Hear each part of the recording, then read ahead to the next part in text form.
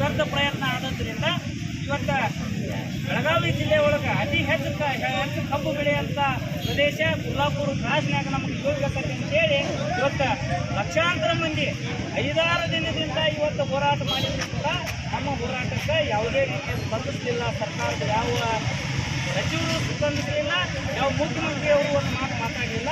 ಆದ್ರೆ ಜಿಲ್ಲಾಡಳಿತ ಏನಂತಲ್ಲ, ನಾವು ನಿಮಗೆ ಸ್ಪಂದಿಸ್ತೀವಿ ಅಂತೇಳಿ ಮೊನ್ನೆ 3ನೇ ದಿನದ ಹೋರಾಟದೊಳಗೆ ಅವರು ಬಂದಿದ್ರು.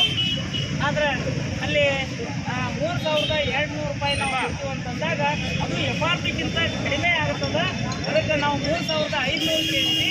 ನೀವು 3,000 ಅಟ್ಲೀಸ್ಟ್ ನಾವು ಈಗ ಮಹಾರಾಷ್ಟ್ರ ನಮ್ಮ ಕರ್ನಾಟಕ ನೋಡೋದಾಗ ಇರ್ತಕ್ಕಂಥ ಕಾರ್ಖಾನೆಗಳಿಂದ 3,410 ಇದ್ದಾವೆ, ಅದನ್ನಾರ ಕೊಡ್ರಿ ಅನ್ನುವಂಥ ಮನವಿಯನ್ನು ನಾವು ಜಿಲ್ಲಾಧಿಕಾರಿಗಳ ಮುಖಾಂತರ ಮಾಡ್ಕೊಂಡಾಗ ಇಲ್ಲ ಅವರು ನಾನು ಇನ್ನೊಂದು ಸಭೆಯನ್ನು ಮಾಡ್ತೀನಿ, ಇವತ್ತು ರೈತರ ಬೀದಿ ಒಳಗೆ ಕುಂದೋದು ಬೇಡ, ನೀವು ಎಲ್ಲರೂ ಸರ್ಕಾರ ಮಾಡಿ ಅಂತ ಕೇಳ್ಕೊಂಡಾಗ ಆದ್ರೆ ಆಯ್ತು ಅಂತ ಹೇಳಿ ನಾವು ಸಮಾಧಾನದಿಂದ ಧರಣಿ ಮಾಡಾಕಿದ್ದೀವಿ. ಆದ್ರೆ ಅದು ವ್ಯರ್ಥ ಆದಾಗ ಇವತ್ತು ಅಲ್ಲಿ ಹೋರಾಟ NH4 ಹೋಗ್ಬೇಕಂತ ಹೇಳಿ ನಮ್ಮೆಲ್ಲ ನಾಯಕರು ಮಾಡಿಕೊಂಡ್ರು.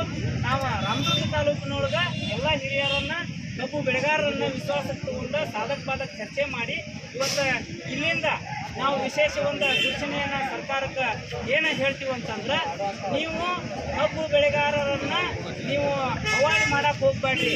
ಯಾಕಂತಂದ್ರೆ 1 ಟನ್ ಕಬ್ಬಿಗೆ ಎಷ್ಟು ಸೆರೆ ತಯಾರಾಗ್ತದೆ, ಎಷ್ಟು ನಿಮ್ಗೆ ಮೊಲಾಸಿಸ್ ಬರ್ತದೆ, ನಿಮ್ಗೆ ಎಷ್ಟು ಕರೆಂಟ್ ಉತ್ಪಾದನೆ ಆಗ್ತದೆ ಅನ್ನೋದು ನಮಗೆಲ್ಲ ರೈತರಿಗೂ ಗೊತ್ತದ, ಸಾರ್ವಜನಿಕರಿಗೂ ಗೊತ್ತದ. ಯಾಕಂತಂದ್ರೆ ನಾನು ವಿಶೇಷವಾಗಿ ಇನ್ನೊಂದು ತಮ್ಮಲ್ಲಿ ವಿಚಾರನ ಹಂಚ್ಕೊಳ್ತೀನಿ. 1 ಟನ್ ಕಬ್ಬಿಗೆ 125 ಕಿಲೋ ಸಕ್ಕರೆ ರೆಡಿ ಆಗ್ತದೆ, ಮೊಲಾಸಿಸ್ ಆಗ್ತದೆ, ಕರೆಂಟ್ ಉತ್ಪಾದನೆ ಆಗ್ತದೆ, ಮತ್ತು ಏನಂತಂದ್ರೆ 100 ಬಾಟ್ಲಿ ಸೆರೆ ರೆಡಿ ಆಗ್ತದೆ. ಇವತ್ತು ಟ್ಯಾಕ್ಸನ್ನು ಹೊರತುಪಡಿಸಿ ನಾವು ಮಿಲಿಟರಿ ಕ್ಯಾಂಟೀನ್ದಾಗ ತೊಗೊಳಕ್ಕೆ ಹೋದ್ರೆ 600ರಿಂದ ಚಾಲೂ ಆಗ್ತದೆ. ಇಲ್ಲಿ ಟ್ಯಾಕ್ಸನ್ನು ಹಾಕ್ಕೊಂಡು 2,000 ಮಟ್ಟ ಆಗ್ತದೆ. ಬೇಡ, ನಾವು 1,000 ರೂಪಾಯಿ ಸರಾಸರಿ ಹಿಡಿದ್ರೆ 1 ಟನ್ ಕಬ್ಬಿಗೆ ಎಷ್ಟಾಯಿತು? 1 ಲಕ್ಷ ರೂಪಾಯಿ ಆಯಿತು. 1 ಟನ್ ನಾವು 1 ಎಕರೆ ಒಳಗೆ ಸುಮಾರು 40 ಟನ್ ಕಬ್ಬು ಬೆಳಿತೀವಿ. ಇದನ್ನು ನಾನು ಸರ್ಕಾರಕ್ಕೆ ಚಾಲೆಂಜ್ ಮಾಡ್ತೀನಿ, ಬೇಕಾದ್ರೆ ಇದನ್ನು ಸುಳ್ಳಂತ ಆರೋಪ ಮಾಡಿರಿ ನೀವು. 1 ಎಕರೆ ಒಳಗೆ 40 ಲಕ್ಷ ರೂಪಾಯಿ ಸರ್ಕಾರಕ್ಕೆ ಆದಾಯ ಬರುವಂಥದ್ದಾಗ್ಯದ.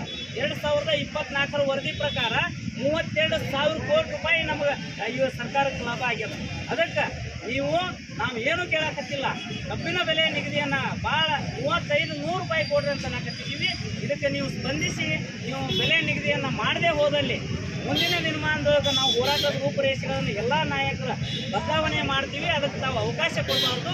ಇವತ್ತು ಇಲ್ಲಿಗೆ ಇದನ್ನು ನಿಲ್ಲಿಸಿ ಹಾಡಿ ರೈತರಿಗೆ ಒಂದು 3,500 ರೂಪಾಯಿ ಕೊಡಬೇಕಂತ ಹೇಳಿ ತಹಸೀಲ್ದಾರ್ ಸಾಹೇಬ್ರ ಮೂಲಕ ಜಿಲ್ಲಾಧಿಕಾರಿಗಳಿಗೆ ಒಂದು ನಾವು ಈ ಪತ್ರವನ್ನು ಮಾಡಿದ್ದೀವಿ. ಅದನ್ನು ತಮ್ಮ ಮುಖಾಂತರ ಕೊಡ್ತೀವಿ ಅಂತ ಹೇಳಿ ಹೇಳ್ತಾ ಇದ್ದೀವಿ.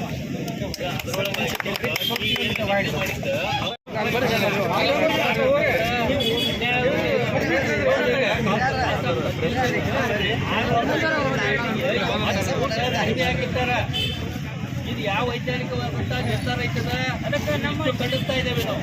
ನಮ್ಮ ಹಿರಿಯರ ಹೇಳೋದೇನು ಅಂತಂದ್ರೆ, ಇವತ್ತು ಸ್ವಾಮಿನಾಥನ್ ವರದಿನೂ ಕೊಡಲಿಲ್ಲ, ಯಾವುದನ್ನು ಮಾಡಲಿಲ್ಲ.